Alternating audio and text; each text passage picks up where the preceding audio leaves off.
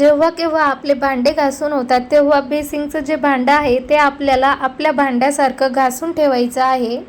त्यामुळे काय होतं, मच्छर वगैरे होत नाही किंवा तेलकट डाग वगैरे लागत नाही. तेव्हाच नळ वगैरे साईडचा जो भाग आहे तोही लगेच स्वच्छ करून घ्यायचा, म्हणजे आपलं किचन बेसिंगमुळे स्वच्छ दिसतं. त्यामुळे याला आपले हॅबिट्स बनवूनच घ्यायचे आहे. बघा, आपलं बेसिंग जर स्वच्छ असेल तर किचन सुद्धा स्वच्छ आणि क्लीन दिसायला लागतं. आणि आता सगळ्यात महत्त्वाची गोष्ट म्हणजे आपण जेव्हा रात्रीचे भांडे वगैरे घासतो तर जो घासणीचा डब्बा वगैरे आहे तर तो आपण तसाच ठेवून देतो. तर तसं न करता जो साबणाचा डब्बा आहे तो स्वच्छ धुवून घ्यायचा अगोदर, आणि त्यानंतर आपल्या ज्या घासण्या वगैरे असतात भांडे घासायच्या तर त्या रोज रात्री कोमट पाण्यामध्ये स्वच्छ धुवून ठेवायच्या, म्हणजे खरकट वगैरे काही असेल त्यामध्ये तर ते सगळं निघून जातं आणि सकाळपर्यंत त्यांचा वास सुद्धा येत नाही. साबणाचा डब्बा जेव्हा असा छान कोरडा होईल तेव्हाच त्या घासण्या त्या डब्यामध्ये ठेवायच्या. घासण्या आणि डब्बा जेव्हा कोरडा झाला त्यावेळेसच त्यामध्ये घासण्या ठेवायच्या, नाहीतर मग घासण्यामध्ये जर थोडंसं पाणी असलं की मग ते साबणावरती पडतं आणि मग साबण सुद्धा खूप वाया जाते. त्यामुळं त्यानंतरची सर्वात महत्त्वाची गोष्ट, आपल्या सर्वांनाच अशी सवय असते की आपण भाजी वगैरे काही बनवत असलो की भाजीतला चमचा असा गॅसवरती ठेवायचा. तर यामुळे काय होतं ना, आपली गॅसची शेगडी खराब होते आणि नंतर पुन्हा ती साफ करायला आपल्याला बराच वेळ लागतो. त्यामुळे भाजी बनवत असताना अशी एखादी छोटी डिश जवळ ठेवा, म्हणजे आपल्याला तो भाजीतला चमचा पटकन ह्या डिशमध्ये ठेवता येईल.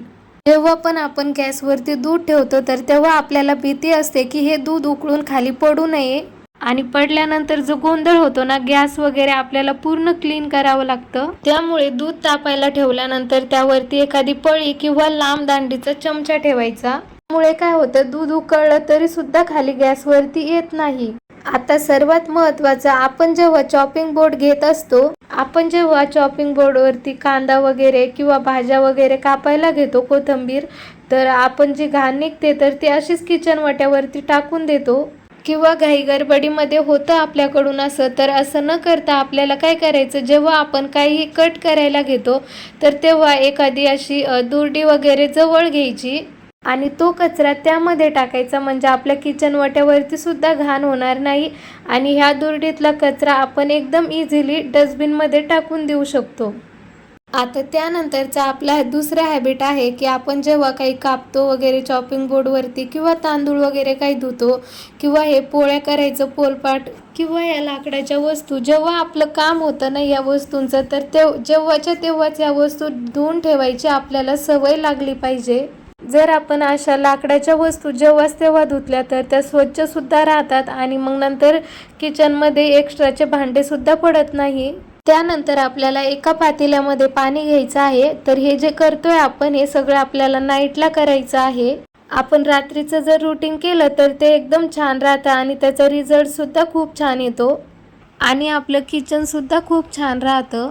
तर इथे मी 2 कापराच्या वड्या घेतलेल्या आहे आणि त्या पातेल्यामध्ये तुम्ही थंड पाणी किंवा गरम पाणी घेतलं तरी सुद्धा चालेल. आणि त्या कापराची पेस्ट आपल्याला आता ह्या पाण्यामध्ये मिक्स करून घ्यायची आहे.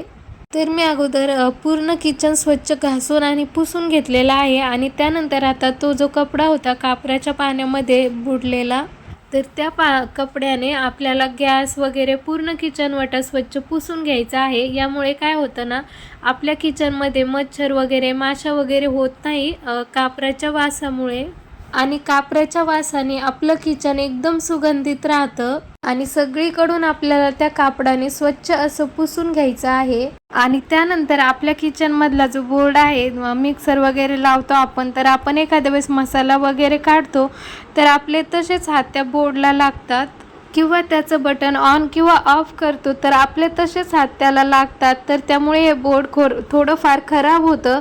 तर आपण जेव्हा किचन पुसून घेतो ना त्यावेळेसच कपड्याने हे बोर्ड सुद्धा आपल्याला पुसून घ्यायचं आहे, त्यामुळे ते जास्त खराब होणार नाही. आपण जेव्हा किचन वाटा साफ करतो तर त्यानंतर किचन वाट्यावरती असे दुधाचे, हळदीचे, कशाचेही डाग आपल्या किचन वाट्यावरती पडू शकतात. आपण जर हे किचन वाटा पुसायच्या कापडाने जर पुसलं तर ते हळदीचे वगैरे डाग ते लवकर कितीही धुतलं तर ते निघत नाही.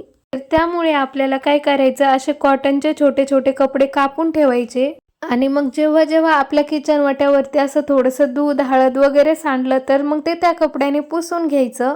आणि पुसल्यानंतर हा कपडा तुम्ही टाकूनही देऊ शकता. तर आपण यूज अँड थ्रो ह्या कपड्याचा उपयोग करू शकतो. आणि त्यानंतरची आपली हॅबिट अशी असली पाहिजे की आपल्याला हा जो डब्बा आहे तर हा आपल्याला फ्रीजमध्ये ठेवायचा आहे.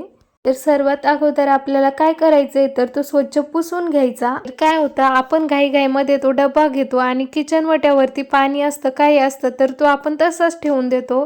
त्यामुळे मग त्या डब्याला खालची घाण लागते आणि मग त्यामुळे आपलं फ्रीज सुद्धा खराब होतं. तर तसं न करता कधीही फ्रीजमध्ये डब्बा वगैरे काही ठेवायच्या अगोदर तो पुसून घ्यायचा आणि त्यानंतरच मग तो फ्रीजमध्ये ठेवायचा. त्यानंतर आपल्या सगळ्यांनाच एक सवय असते की आपण गॅस चालू करून लायटर तिथेच ठेवून देतो. तर यामुळे काय होतं आपण भाजीची वगैरे फोडणी देतो तर तो तेलकटपणा ह्या लायटरवरती बसतो आणि तो लगेच खराब होतो. तर त्यामुळे तसं न करता लायटर साईडला ठेवायचं. आणि सगळ्यात महत्त्वाची गोष्ट म्हणजे आपल्याला किचनमध्ये एखादा असा नॅपकिन ठेवायचा आहे जेणेकरून आपले तेलकट हात आपल्याला त्या नॅपकिनला सहज पुसता येईल आणि आपलं किचन स्वच्छ राहील. या सर्व गोष्टींची आपल्याला एकदा सवय झाली की आपल्याला खूप सोपं पडतं आणि आपलं किचन नेहमी स्वच्छ आणि सुंदर राहतं. आणि जितकं किचन स्वच्छ आणि सुंदर असलं की आपलं कामात सुद्धा मन लागतं आणि मन सुद्धा खूप प्रसन्न राहतं. तर चला आजचा व्हिडिओ इथेच येईन. तर भेटूया पुन्हा अशाच एका नवीन व्हिडिओमध्ये. तोपर्यंत सर्वांना बाय.